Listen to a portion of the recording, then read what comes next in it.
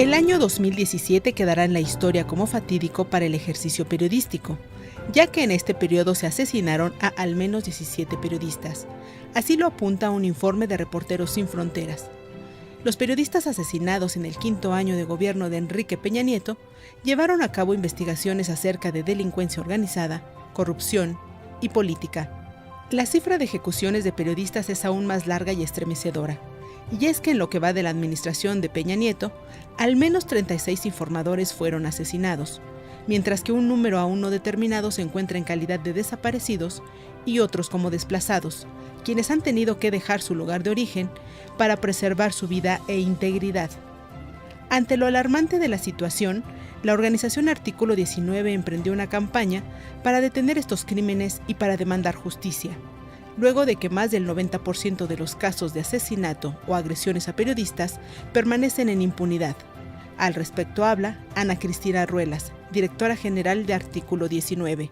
También hace falta reconocer que aún tenemos un largo camino por delante para hablar de un espacio libre para el flujo de ideas y para el flujo de información. Ante un proceso electoral tan complejo como el del 2018, no podemos darnos el lujo de estar desinformados, y por eso es que necesitamos prensa libre, prensa capaz de hacer las cosas sin amenazas, sin hostigamiento, sin intimidación. Necesitamos sanciones para los funcionarios públicos que han atacado a la prensa.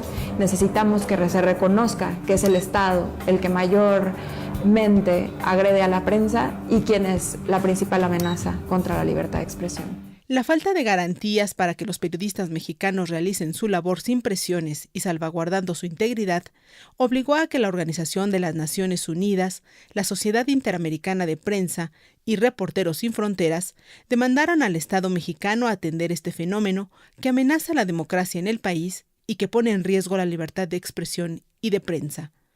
Una de las voces que se sumó a esta exigencia fue la de Roberta Jacobson, embajadora de Estados Unidos en México. Desafortunadamente, los pronósticos indican que este año la cifra de periodistas muertos en México superará los 11 que fueron asesinados en 2016. Más allá de las cifras, hay historias personales y nombres conocidos. Nombres como Javier Valdés y Miroslava Bridge, quienes han dado cara a esta plaga de violencia. Probablemente algunos de ustedes se hayan dado cuenta de que en mi cuenta personal de Twitter, en las demás plataformas de la Embajada de Estados Unidos, no nos quedamos callados ante estos crímenes. Tenemos la convicción de que, como miembros de la comunidad internacional, debemos levantar la voz y exigir que se investiguen estos casos hasta que se lleve a los criminales ante la justicia.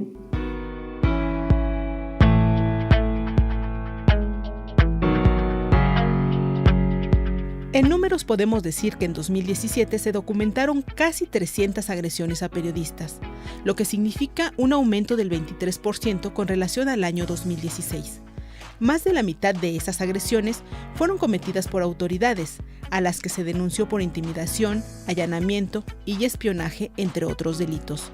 La otra parte de agresiones la cometió el crimen organizado. Ante este escenario, Mónica González, de Periodistas de a Pie, llamó a establecer colectivos de protección entre periodistas tras el fracaso de los mecanismos gubernamentales. En el caso de los periodistas asesinados y los periodistas desaparecidos en el país, han surgido diferentes colectivos que se están organizando para poder monitorearlos y realizar protocolos. Insisto en la fractura con las instituciones y los mecanismos que estaban diciendo una y otra vez que defendían o que estaban haciendo una defensoría de los derechos, sobre todo de la libertad de expresión en nuestro país. Y es muy fácil como decir, estamos haciendo esto bajo un foro, bajo pláticas, bajo mesas de discusión, ¿no? Y en realidad, pues no es eso lo que se necesita. Lo que se necesita es un mecanismo real de protección.